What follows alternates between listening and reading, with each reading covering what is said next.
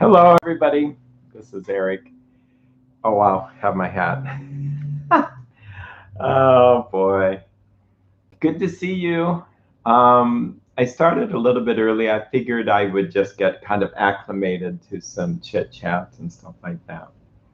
I'll admit, I was purposefully going to check out my hair and stuff like this on here to demonstrate that this is kind of like a mirror, you know.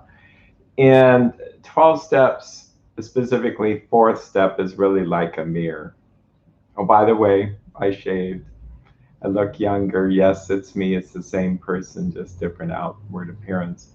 Um, but yeah, those of us that are really afraid of, I don't want to be on a camera, I don't like to look at myself. Same thing with the mirror. We have to ask. That's kind of the feeling of looking at ourselves in the spiritual mirror to see where we really are and to um, take an honest inventory of ourselves. Um, I don't know about the exact quote, but there was I think it was Socrates that said, "A life unexamined is a life not worth living." So it's hard to examine oneself. It's hard to look at my character defects. That's what steps 4 is really about. Last week we talked about resentments, and this week we're talking about fears.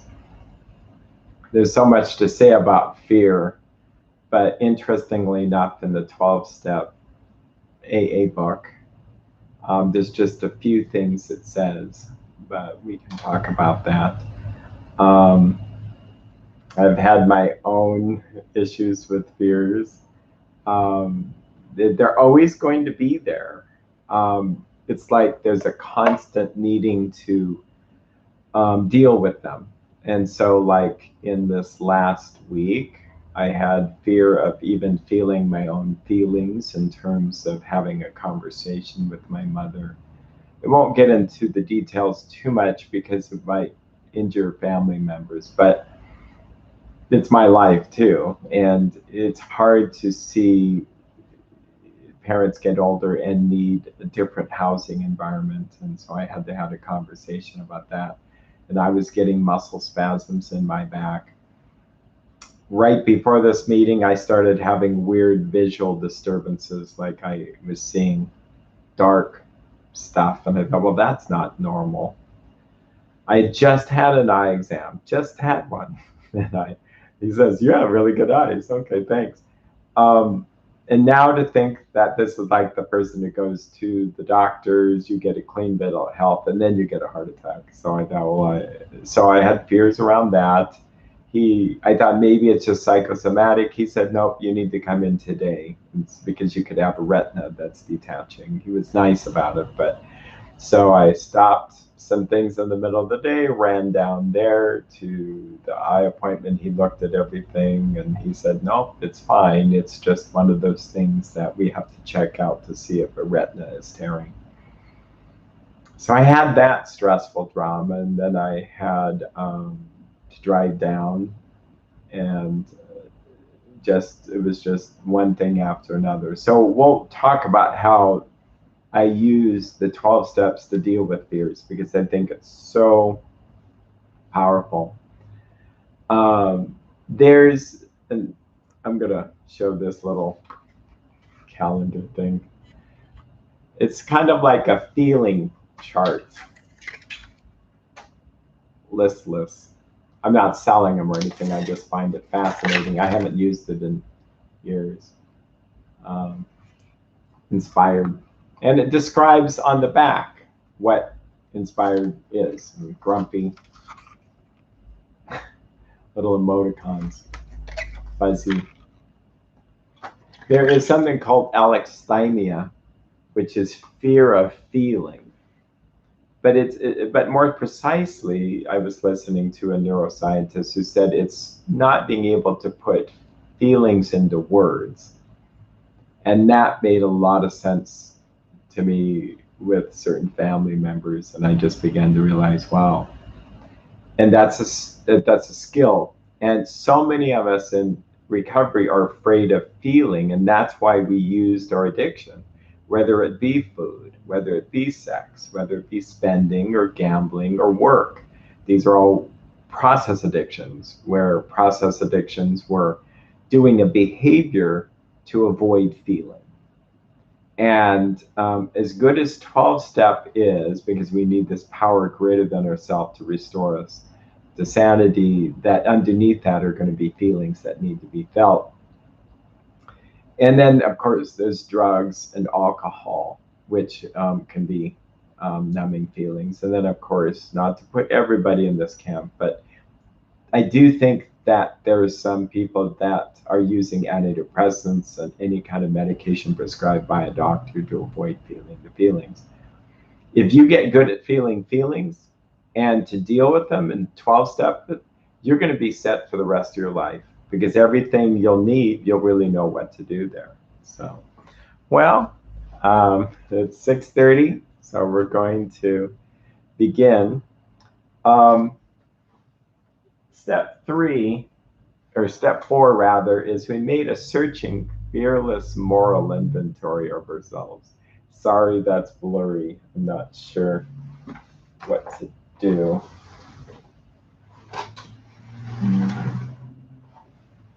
That might make it a little bit better. Yeah, so that you can see. The word fearless is in there. So it implies that it's a fearful process. And that's why fearless and courage is not the absence of fear. It's doing the right actions even though we're afraid. If I'm not afraid to go to the supermarket, there's just no fear there, then I'm not courageous while going. But if I was really, truly fearful to do something, then going and doing it anyway is courageous. And so examining oneself is courageous. I just saw someone earlier today who was so not fearless, but courageously just face themselves. And I just have so much respect for people that do that. Like, I was preparing for today and I realized some of the most scary things I've ever dealt with is facing myself. That sounds so metaphorical and mystical. No, but it's true. Like, I was afraid of health issues where I'd be in a doctor's office. But, it's not even getting a cancer or something. It's would I fall apart in the doctor's office crying hysterically, and I realized, wow, I just avoided what the feeling was. But when I started to hone in and pray about it, I realized I was more afraid how I looked, not so much the pain. It's more how would I look. So that's more vainglory, something to pray about, to pray to have it be lifted. And so you'll start to see that there's something behind the fears. So if you get your book out, this is the AA book. And it's also online. If you were to Google Alcoholics Anonymous book PDF and go to page 67, and again, I'll show you how I kind of mark mine all up. It's the way to do it. I have just fear there, so I can just go right to it when I need it.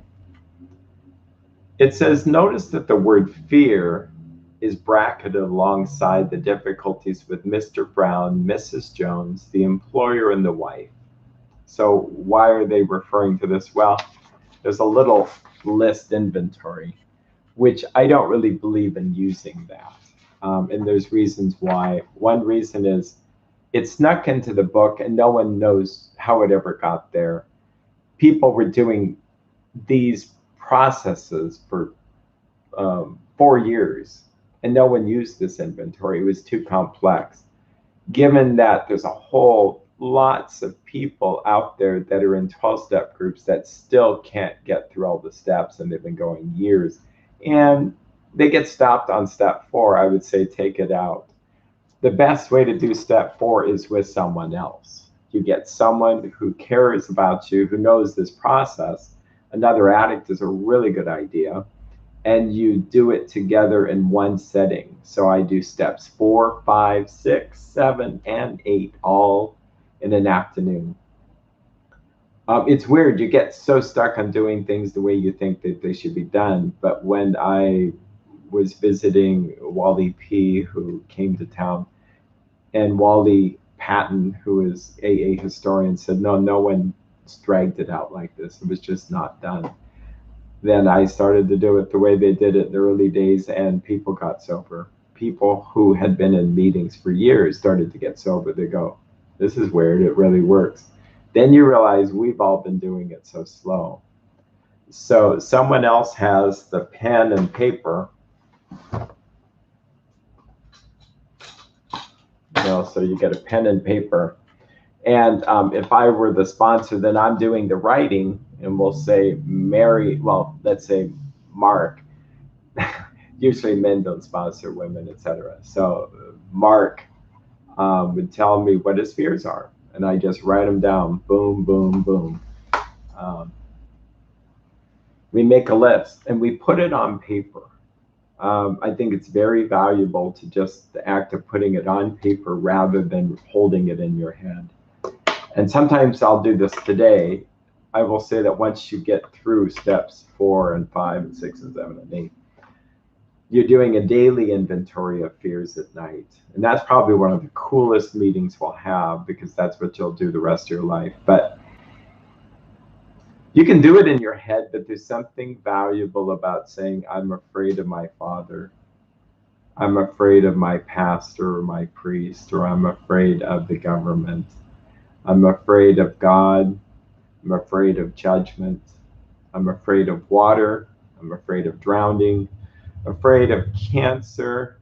Afraid of my children growing up and leaving me. I'm afraid that my children could get cancer. My children could be street people. I'm afraid I passed on my addiction to my children. I'm afraid that of death. I'm afraid of. I thought of the sitcom Monk, who was a detective who had OCD, and he's afraid of all these fears. And one of his fears was milk. It shows you my mind is focusing on this. I actually am afraid of milk. If I drink milk, I have not a good stomach experience, to say the least. So if I were at a party and someone said, try our cake, and it's cream, and it's like, oh gee, I don't know if I want to be there, So I also realized some of my fears around certain foods could actually create digestive problems. Anyway, so you put your list of fears on paper and you just go, do. You don't start to get into why. That's not what you do, okay? We'll do it just kind of like it says, like a cookbook. This short word somehow touches about every aspect of our lives. It is an evil and corroding thread. The fabric of our existence was shot through with it. Yeah, that describes it. Those who've had panic attacks, shakiness, irritable bladder, irritable bowel, insomnia, muscle tension. I've been working a lot on the mind, body, and chronic pain issues, and I heard someone say, yeah, they were scared stiff. And it's like, yes, I can relate to that, where, the stiffness in the body, just holding on. And you're going to see that fear has a lot to do with holding on, and freedom from fear has a lot to be letting go. And I tend to use this hand as a metaphor, because when we're tight-fisted, like I can't let go of any money, it's usually fear, greediness, grasping. If I'm anger and I can't let go of my resentment card that I want to play just at the right time because I might need it someday, that's resentment, and that leads to punching someone's lights out. Fear has this holding on. Letting God and letting go praising God has to do with just letting go and trusting it's all going to work out. That God loves me, I love him. I don't need to hold any resentment cards. I don't need to hold on to my own ideas. This is a quote in the book. I don't need to hold on to my own power here. I don't need to hoard because of fear that I won't have enough in the future. He will give me daily bread or daily manna. Even if I flub up, I can raise my hand and say, please help me. It doesn't mean we should just be irresponsible and never plan a little ahead, but as I get older, I realize I can plan ahead and it still doesn't turn out well. I just need to trust God. So this evil, I have to see fear as evil and not my friend. Now, there's certain aspect of fear that's helpful, like a rattlesnake comes. The natural fear causes me to get away from the rattlesnake. If I eat a bitter food, I should have a healthy fear that goes, maybe this is poison. So there's some things that are pretty instinctual. Psychologists say that there's two things we're born with, fear of loud noises and fear of falling. I think those are the two, and they say everything else is a learned fear. Interesting. So our existence was shot through with it. It set in motion trains of circumstances which brought us misfortune we felt we didn't deserve. Now, when I first read this, it's like, how did we get to there? Like, how did we get to, I'm afraid, I'm having panic attacks, or I'm afraid of the government, say, like, or afraid of not having enough money. And now my fear is setting trains. My fear is setting in motion trains of circumstances I felt I didn't deserve. It says, let's read further, maybe it gives us a clue, but this is the bottom of page 67. But did not we ourselves set the ball rolling? Like, what is this talking about? Like, somehow I'm the cause of this. I am cause of my panic attacks. I'm the cause of my fear. Sometimes we think that fear ought to be classed with stealing. It seems to cause more problems or trouble. So I get that. So we'll come back to what we just read if we read further. So the first paragraph, page 68, it says, we reviewed our fears thoroughly.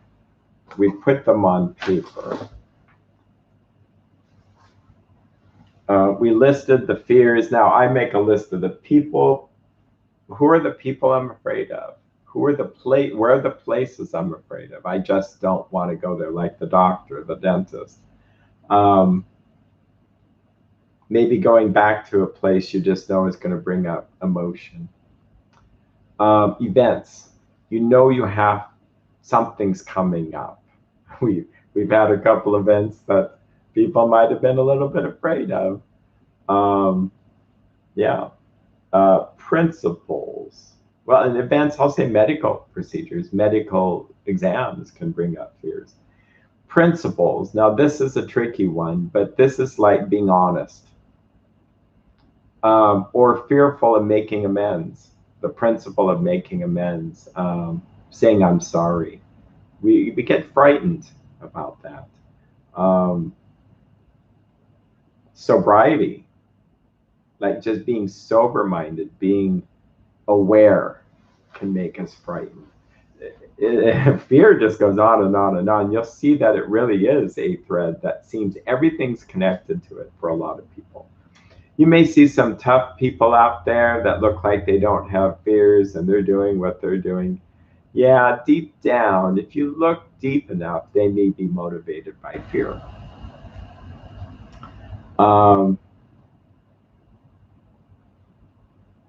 Wow, it'd be easy to go into world events and look at fears. I think I'll skim the surface of that just to show you how it could help. This could help people that are fearful of what to do healthcare wise for themselves. Should they get a vaccine? Should they not get a vaccine? All the narrative around either side could be fear driven, actually. And yeah, I mean, it could be around, well, it's the beginning of the end of the government telling us what to do. And so we don't want to even begin to wear a mask or begin to have a vaccine or all that, because you give them an inch, they'll take a mile. In a moment of clarity, I remembered a conversation my dad says. He says, it all began with seatbelts. I thought, well, okay, whatever, Dad. Realized seatbelts are interesting. In the state of Washington, you have to wear a seatbelt. Why? Because the government thinks it's a good idea for you. I'm not getting political with this, but I'm using it. It's a fear-driven thing one way or another. If I'm going to compel, and here's the weird thing about seatbelts is my lack of wearing a seatbelt doesn't even affect anybody else. It just affects me. So why should the government step in and try to save me from myself? I guess that's suicide. It's against the law to kill oneself. But if I'm really fear-driven, I may be so focused on how dare they tell me to wear a seatbelt, I'm not wearing a seatbelt. And then I end up experiencing consequences because I'm not going to let the government tell me what to do. Even though fact-wise, if my goal is to be pretty healthy after a car accident, maybe wearing one's not a bad idea, you know? But that's how fear drives us. Like when I put on a seatbelt, I'm not feeling frightened that I'm going to get into a car accident. I do it just because it seems to be a habit now. Okay. So I think you can pray and meditate about what are those things you do or experience that are rooted in fear. And so it says we reviewed our fears thoroughly. So it takes some prayer and meditation to say, why am I so afraid here about this? So say like it's one's father. Why am I really afraid? Well, he's so mean. I can't really even have a conversation without a fear of an argument. Oh, there's a good one. We're afraid of people because we might have an argument. Not that arguments are good, but we're afraid of the feelings associated with something. Comes back to feelings. Maybe I'm fearful of the, I was going to say coronavirus. Let's say cancer. Why am I really afraid?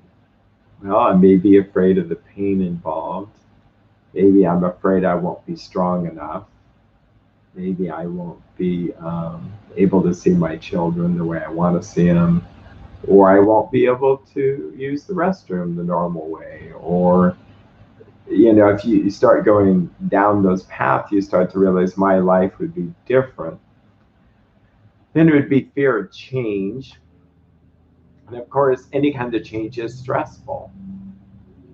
Some of us might struggle with catastrophizing, so we have ourselves worse than we are.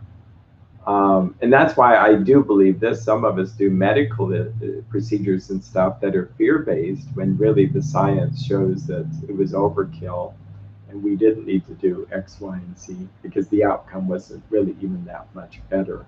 But out of fear, we do this. And then we end up having not the highest quality of life. For instance, on the side note, statin drugs, and I saw a good TED Talk speaker on this. Statin drugs, a lot of people take them to avoid having heart disease, and I'm not your doctor. I'm not going to tell you not to take it, but there's a statistic that says numbers needed to treat. What this means is how many people need to take the medicine before one person they can tell is benefited by it. It turns out for statin drugs, it's 300. So it means 299 people would take the medication, and one person they can prove is benefited by taking it. But that's not necessarily the only statistic. The other statistic is they compare people who were on it and did it lower cholesterol, etc. What is the downside? Muscular weakness. You can have kidney issues. You can have a whole bunch of quality life issues. And so there's a sense that our fear-driven decisions may be actually lowering the quality of our life. Oh, I mean, other examples are shutdowns with governments trying to prevent, a whole number of people's deaths. Now, I'm not saying they shouldn't have done nothing, but if there's fear-driven driving this, it may not be the highest level of thinking versus let's pray for the fears to go away so we can see clearly what are the better things to do. Because I see that there's a lot of other deaths through suicide and a whole bunch of other things that they weren't aware of.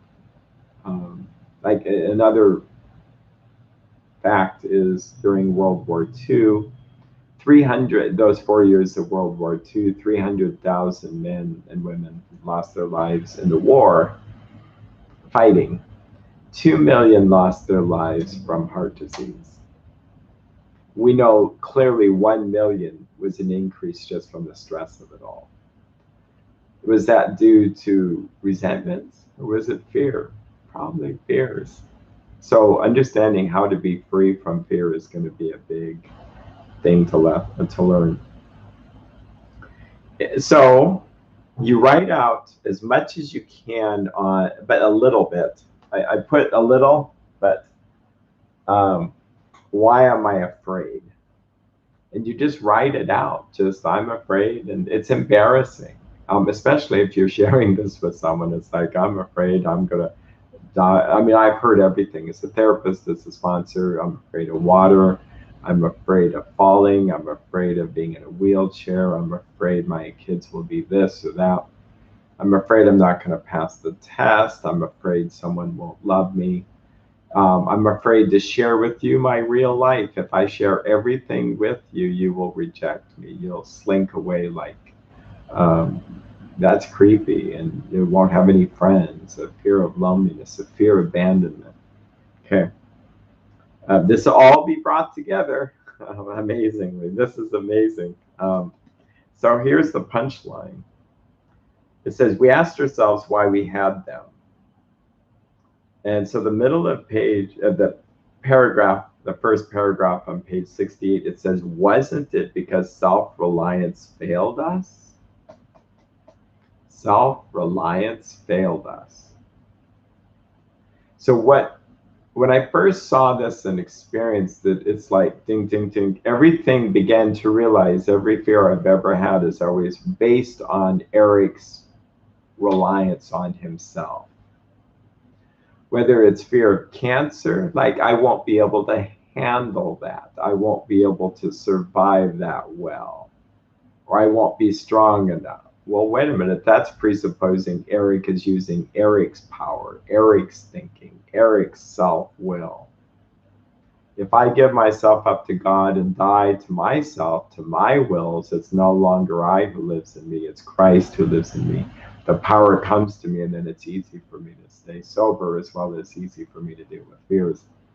I'm not saying easy like my experience is always easy, but when it kicks in, it's simple. The fears vanish, they drop off.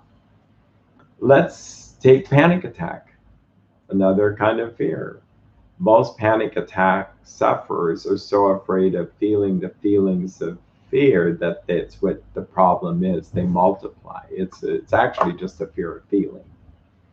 Yes, the initial experience feels like you're having a heart attack, so it's built in you to try to not experience that. But once the doctors have said, no, you're perfectly fine, and there's always that slight chance they're wrong. So that's a tricky thing. But if you go, you know what, I can't be perfect. And why I say that is because we had a UPS man kind of drop dead from a heart attack while he thought it was just panic attacks. So really important to go get those checked out. And when your heart is fine, they can see that it's fine. Then you say, I've been to the doctor. The doctor says I'm fine.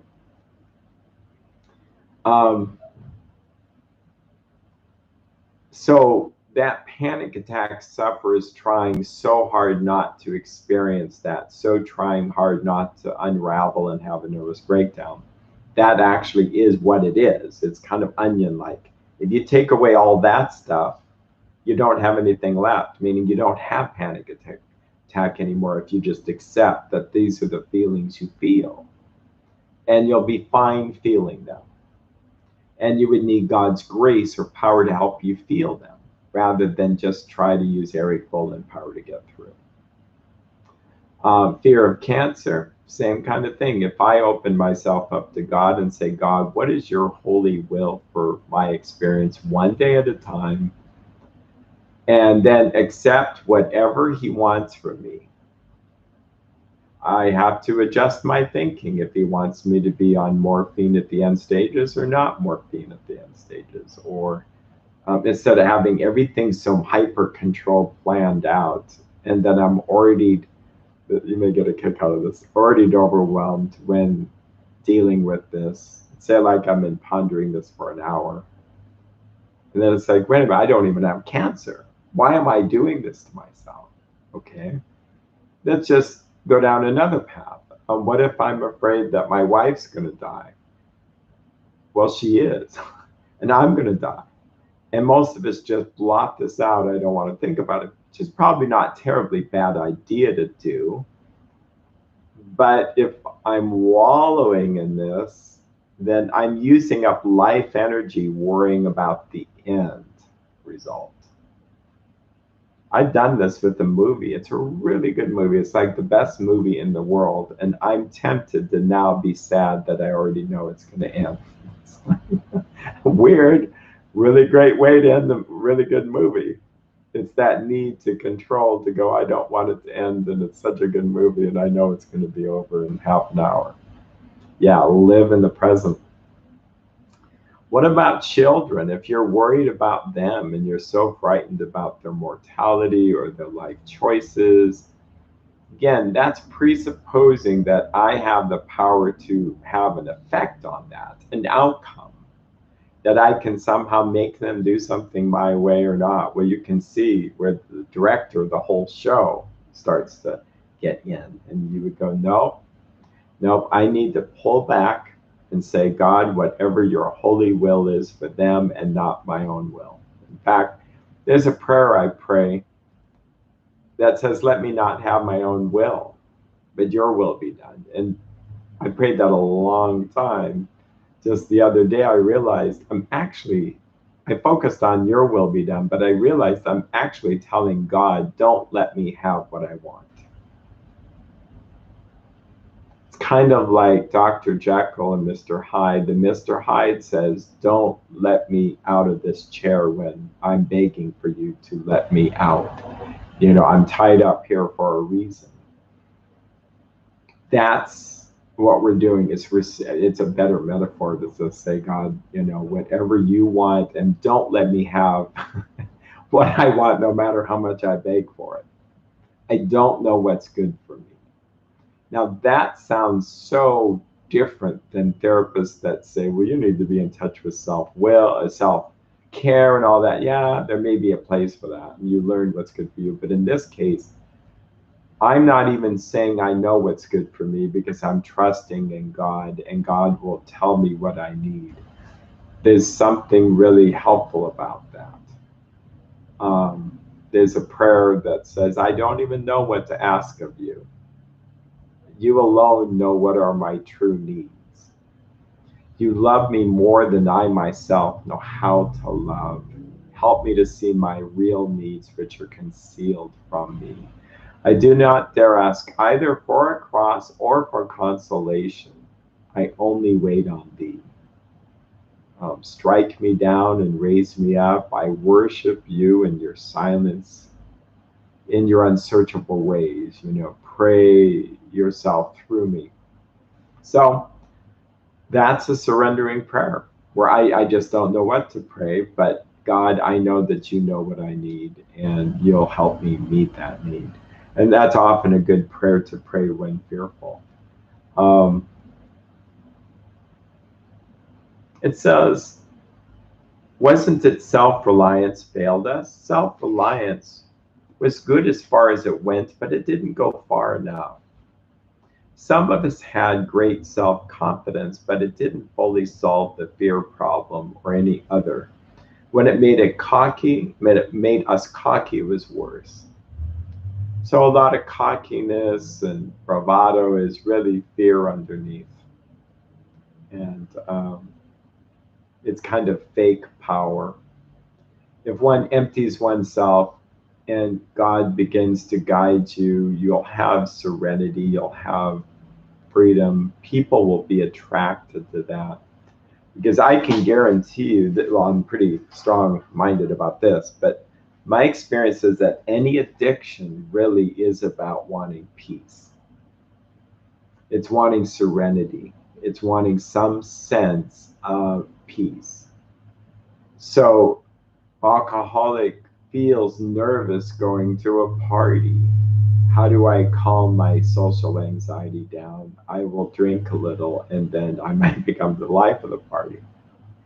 I might feel ashamed of my life, so I can't even go there. That's why step 4 is scary to people, because we're going to face ourselves.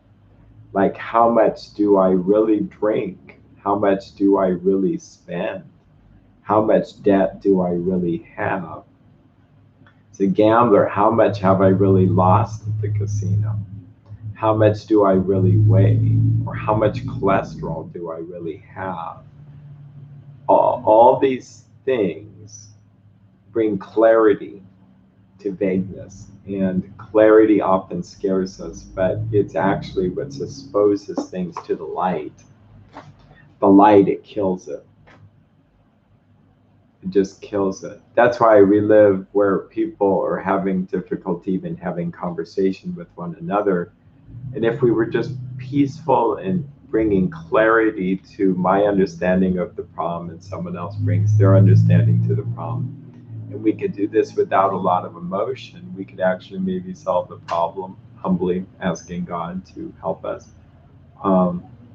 That's why 12 steps are pretty powerful. They say we avoid topics that lead to dissension. That would divert us from our primary purpose, which is to be sober. So they just want to be sober. They're not going to argue about who God is. They're just going to assume that God is. They're not going to argue with my addiction is better than yours. And no, it's just this.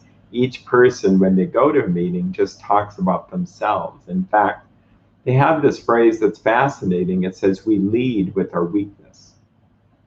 What does that mean? It's like I tell you, if I'm in a 12-step meeting, how I was weakest this week. No pun intended. I tell you, where was I frightened? Where was I selfish?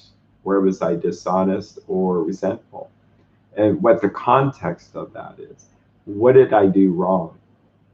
I heard a therapist who I really liked. He was, well, it was a provocative seminar. He started the seminar saying he had a gun in his mouth ready to pull the trigger.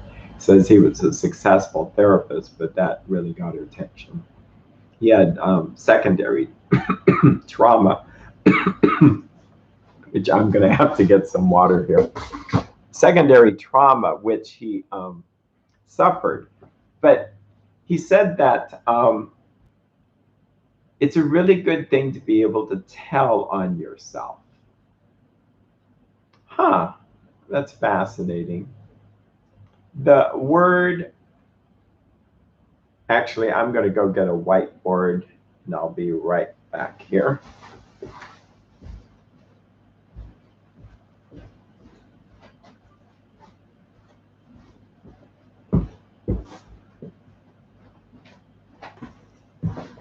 It's funny, it looks like it's a simple, clean office, but you don't see behind all that is a bunch of wires and tables, so that this all is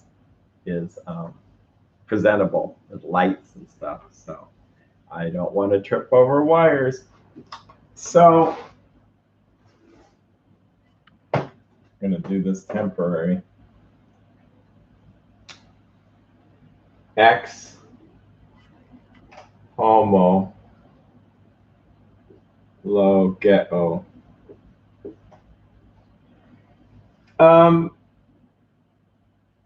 This is the word to confess. So it says, confess your faults one to another. X means out.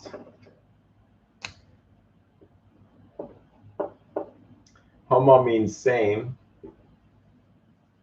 Logo means words.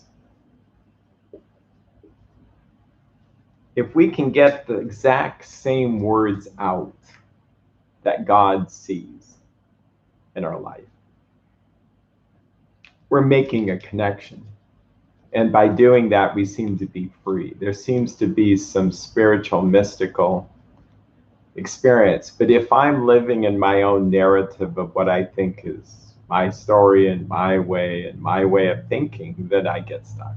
And it says that many of us held on to our own ideas, and the result was nil till we let go absolutely. Again, letting go seems to be the antidote for fear. And love casts out all fear. Perfect love casts out fears. So when we are in a loving, supportive environment, we will begin to experience freedom from fear. It just happens. And we have to love ourselves in this way. This same therapist, he said, I mean, he lived, and he lives a good life now. He said that love or healthy self-love is not bubble baths and chocolates. I want it to be sometimes. And Valentine's Day is just next week, I think. But it's, how do I love myself to be the best that I can be? It means repenting for me. It means going to church. It means examining myself. It means going to confession. It means exercise. It means sometimes self-nurturing things, but being around people that are good for me to help me on the path of salvation. It means reading and looking at media that's going to help me and staying away from bad stuff, etc. Just how you would love your children, that you would want best for them. And it means some nurturing, but it means some self-discipline and teaching them.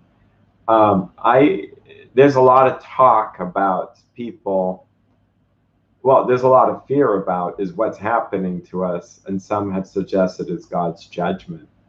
I hear this phrase, which I think fits better, that God in his mercy is allowing us to suffer a bit, which is not new, whether it's something new across the world or across America or financial or all this stuff. But it's actually, that's not a new concept, that God allows suffering for me to benefit.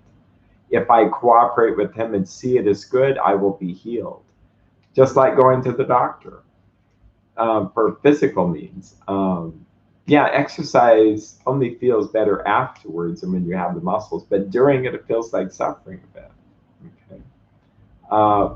Fasting, it doesn't feel really good too fast. Actually, after a while it does, but at the beginning it feels like this can't be right. But no, it's good for us. Or fasting from media or doing any of this. So just because something doesn't feel right doesn't necessarily mean it's the wrong thing to do. So fourth step really is confessing, getting the same words. Oh, and that's why I bring this up, is we often go into this process very fearful. We're really afraid to share ourselves with another human being, ourselves and God, the exact nature of our wrongs. That's step 5. But I can guarantee you, when you do it, you will be amazed and you will be blown away about the experience, and you'll begin to so appreciate this. That's why getting into meetings is vital, because I wouldn't do this process with someone who's not an addict, who doesn't understand. It just doesn't work. And you can't really just confess to yourself. It just doesn't work. So it says, perhaps there is a better way. This is page 68, the second paragraph. We think so, for we are now on a different basis. So a total different approach, a different base. Okay. The basis of trusting and relying upon God. So we trust God, but I have to rely on Him, like lean on Him. I got it. No, I don't got it. I've got to let go and say, okay, this seems really weird. We trust. Yeah, I'll share a story after this. We trust infinite God rather than our finite selves. Wow. Wow, wow, wow. That's a smart statement. Um, I'll be silly here. I'm going to trust my finite selves to have my own salvation, get to heaven. Oh, that doesn't sound wise. I'm going to trust my finite self for my health, or I'm going to trust all the finite doctors and science and studies. Yeah, that doesn't sound right. Even though they work hard, I'm not even saying they're bad people, but I just can't put my faith totally in science. I will put my trust in princes and sons of men, or how about politicians, government? That'll save us. That'll bring us the best utopian society. I don't think that I'm going to put my trust there. I'll put my trust in education. Yeah, I like education. I'll put it in psychology. Psychology will save me. Um, I think there's a lot of good tools, but it says self-reliance, helped, but it didn't go far enough. And that's why I'd say in the last year, I can talk more freely about God, because all the tools I have don't go far enough to help with what we're facing. And I think I would be unethical not to share what I know about spiritual solutions. And the same thing with any 12 steps. How could I this is really an important point. Like, why don't we just trust the finite doctors to help us overcome our alcoholism? 80 years ago, they were working on that, and they decided to give Librium to people. I can tell you that didn't work too well. Guess what they're working on now? And I'm not making this up. Over the last year, but in 3 months, psychedelic drugs. Yeah, you can attend a seminar how psychedelic drugs are going to help you with your mood problem. What I mean by psychedelics is ketamine, and you can look it up. You'll see it. Maybe you'll be horrified, or you have a guy leaning in the chair with a needle in his arm going, oh my gosh, I feel so much better. That's great. How long will that last? And are there any side effects? Oh, but science has proven that it's good. Oh, okay. Okay, that'll be interesting. So I think medical people have had their chance to help addiction. Let's take food addiction. That's a really good one. I've struggled all my life with that until I decided not to struggle. I still struggle in many ways, but something went clunk back about 9 years ago. No doubt it was the grace of God, because I was standing in a prayer corner and I said, I'm done. I was frightened. I said I was 218 pounds. I just don't see this going very well.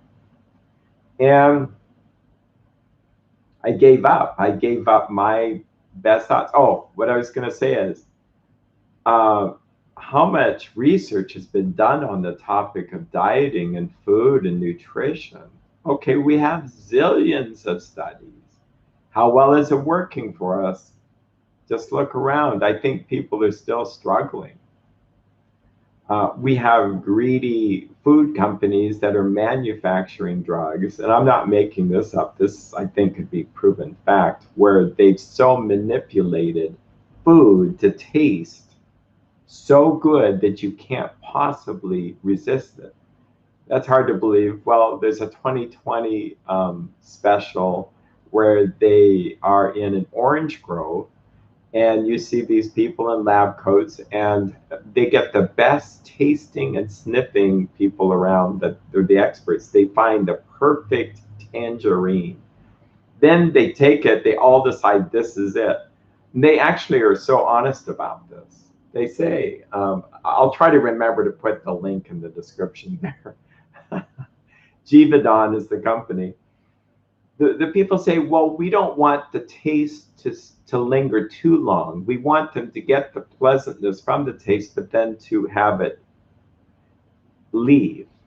So they want more. And one of the researchers says, well, yeah, it's kind of like addictive. And the 2020 host said, yeah, it's like addiction. She says, well, no, we don't prefer to think of it that way. We just want them to think that they just want more and more. Okay.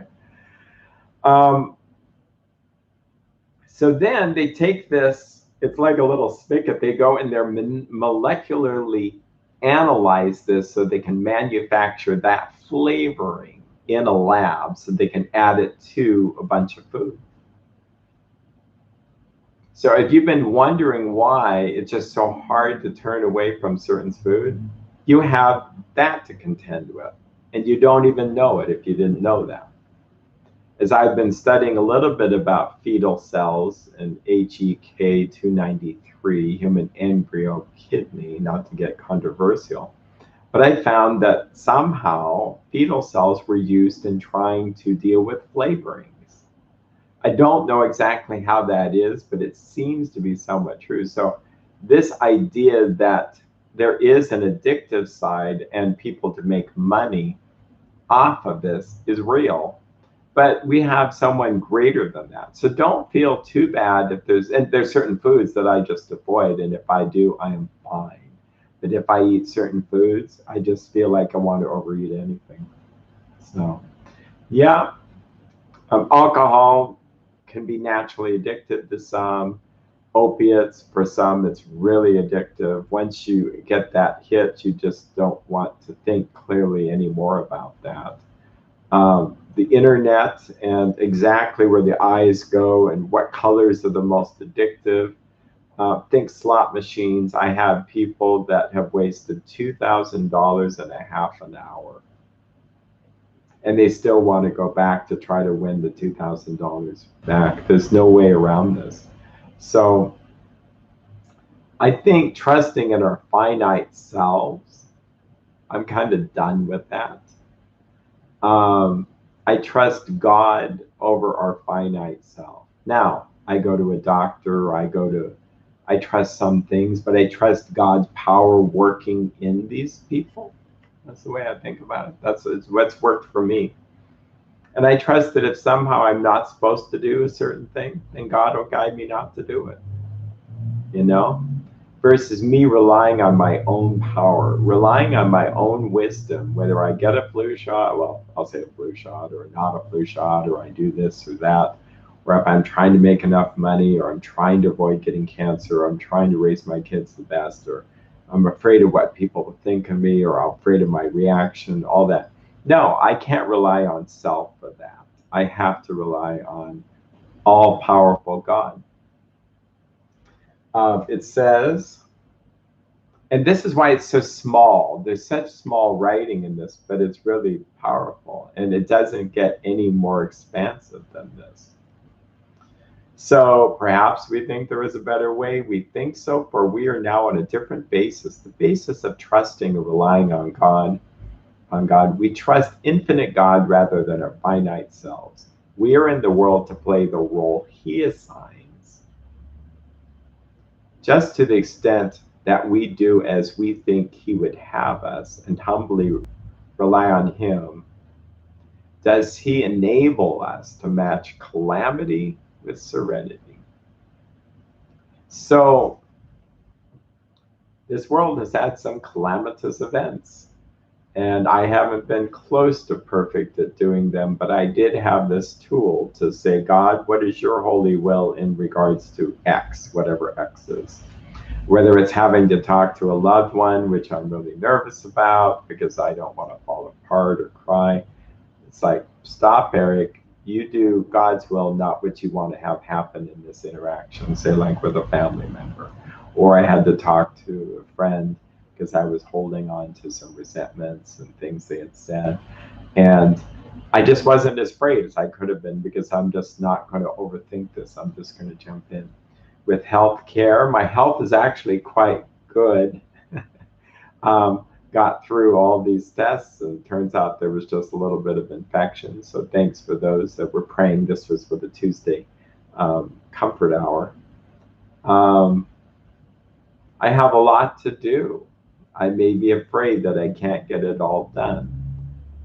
What does that sound like? Self-reliance. So I have to empty myself of myself and say, I don't want what Erik wants. I'm going to only do what God tells me to do one day at a time. So I'll be able to match calamity with serenity. When I might not have said this, sometimes I ramble. I'm sure there's people that can testify to that. But what I was going to really say about our addiction is it's liquid serenity. We take it because we're ultimately all wanting peace. I think we'll only find peace in God, that we won't really find it in the drug of choice. If you're still out there getting lots of peace from your drug of choice, then there's nothing for us to do to try to get you away from that.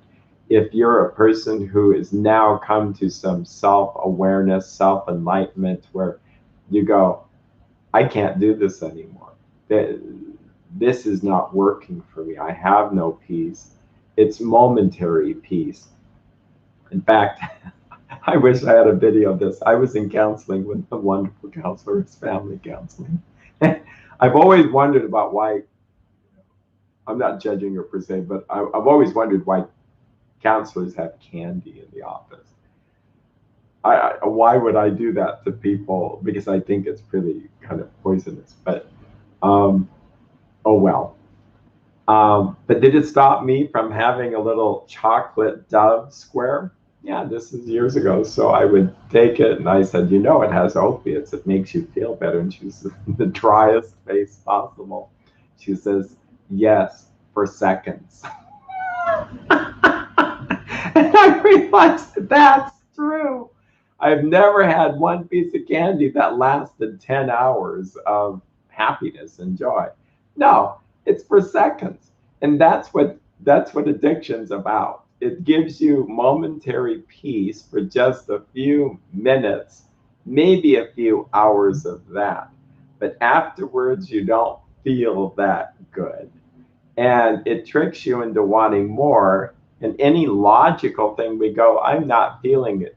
I'm having more downside to this than happy times. But why do we do it? Because often I think it takes away fear. It's the opposite. You'll have a few moments of uncomfortableness working through these steps, but I can guarantee you'll have a lot more longer peace in the long run once this becomes habit.